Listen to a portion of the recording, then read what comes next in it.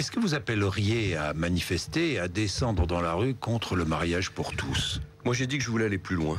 Oui. La protestation, ça me suffit pas.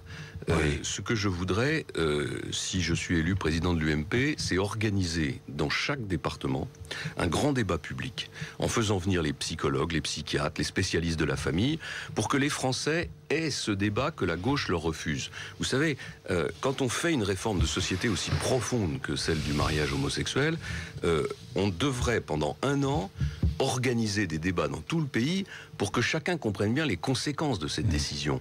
On est en train de présenter cette affaire comme une affaire de sentiment. Or, c'est pas une affaire de sentiment. En réalité, c'est la remise en cause de la filiation. Donc, c'est la remise en cause d'un pilier de la société. On peut discuter, il y a des gens qui sont favorables, il y a des gens qui sont défavorables, mais au moins qu'on sache de quoi on parle. Donc moi, j'organiserai dans chaque département un grand débat public et tout le monde pourra voir... Vous abrogeriez la loi? Alors, si vous étiez élu président de la République en 2017? Moi, je suis totalement hostile à cette loi pour des raisons qui sont des raisons philosophiques, au fond.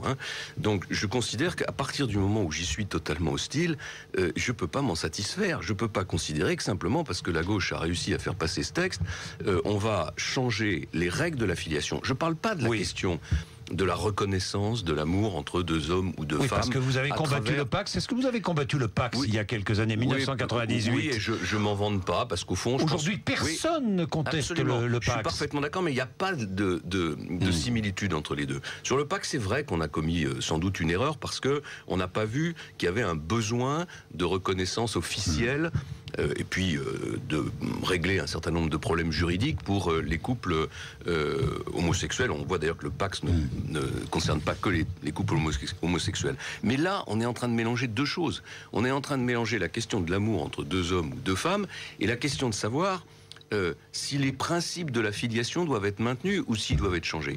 Si des couples homosexuels peuvent adopter des enfants, s'ils peuvent procéder à la procréation assistée. Ça, c'est un sujet... C'est pas dans le texte. Non, mais c'est pas dans le texte. Mais on voit bien qu'on est parti sur une pente qui ne peut pas ne pas conduire à ce résultat.